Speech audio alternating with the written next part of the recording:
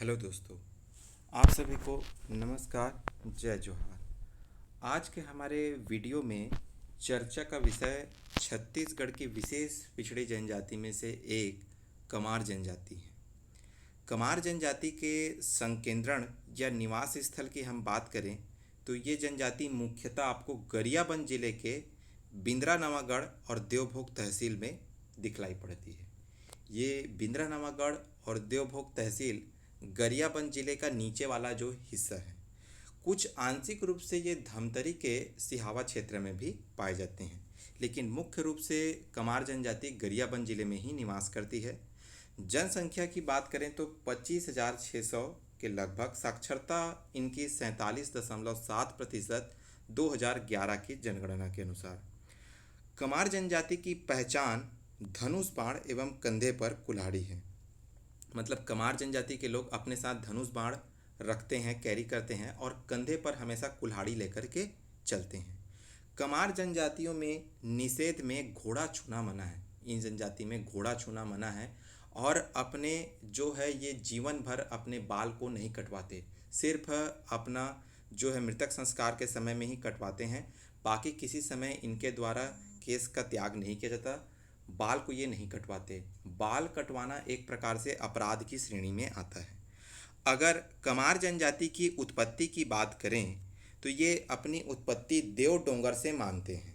देव डोंगर उनके जो सबसे बड़े देवता वामन देव आज भी देव डोंगर के वामन डोंगरी में स्थापित है। डोंगर या डोंगरी जो है पहाड़ी को बोलते हैं, तो देव डोंगर से ही अपनी उत्पत्ति मानते हैं और उनके सबसे बड़े देवता जो वामन देव है वो आज भी वामन डोंगरी में स्थापित है, ऐसी उनकी मान्यता है। अन्य नाम में अगर बात करें तो जो पहाड़ में रहते हैं उनको पहाड़िया कहते हैं, अर्थात ये स्वयं को अपने आप को ये पहाड़िया भी कहते हैं। और बोली इनकी अपनी एक विशिष्ट बोली है। कमार जनजाति की अपनी एक विशिष्ट बोली है, कमारी बोली। अगर हम देखें जो नीचे वाले जो अपने कमार जनजाति हैं उनकी बोली पर हल्बी का जो है प्रभाव दिखता है, लेकिन अब मूल रूप से जो कमारी बोली बोलने वाले जो लोग हैं वो बहुत कम ही रह गए हैं। आर्थिक जीवन की अगर बात करें तो कमार जनजाति का आर्थिक जीवन मुख्य रूप से वनों पर ही निर्भर है। पूर्व में आदिम खेती भी किया करते थे जिसे दाहिया कहा जाता है। कमार जनजाति कृषि के अलावा मुख्य रूप से बांस बर्तन का निर्माण कर अपना जीविकोपार्जन करती है। मतलब ये जनजाति जो है, पहली बात तो वनोपज संग्रह और बांस निर्माण, ठीक है, बांस शिल्प। वनोपज संग्रह करेगी जो है चार, तेंदू, महुआ ये है।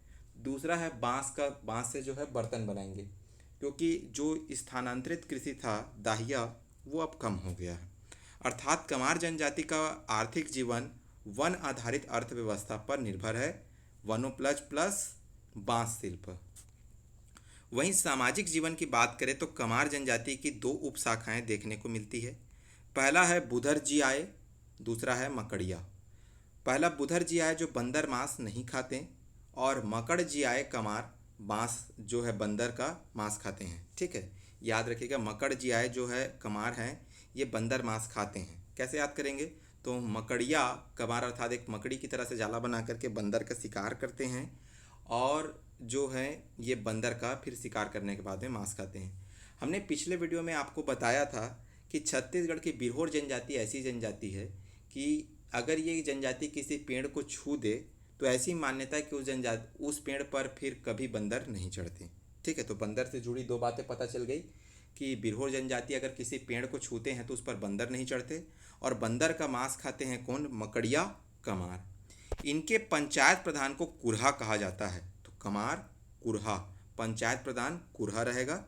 अन्य निषेध में मुख्य रूप से निषेध क्या है, इनमें घोड़ा छूना मना है, बाल कटवाना मना है और अन्य निषेध में निताम गोत्र वालों के द्वारा कछुआ मारना और सोरी गोत्र के द्वारा मगरमच्छ मारना इनमें मनाही है।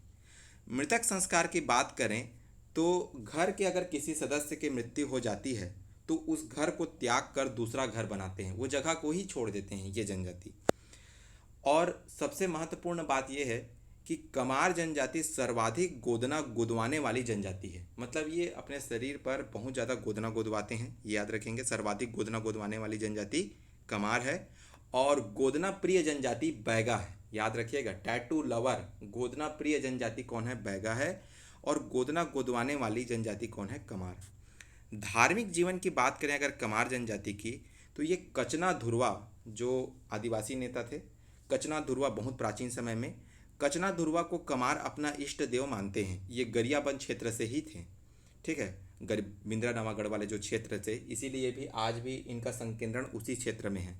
तो गरियाबंद के कचना धुरवा को कमार अपना इष्ट देव मानते हैं, कचना धुरवा से ही अपनी उत्पत्ति मानते हैं। प्रमुख देवताओं में कोरवा की पोगरी कुलदेव है और पूर्वज में गाता डुमा की पूजा करते हैं ये पूर्वज देवता के रूप में।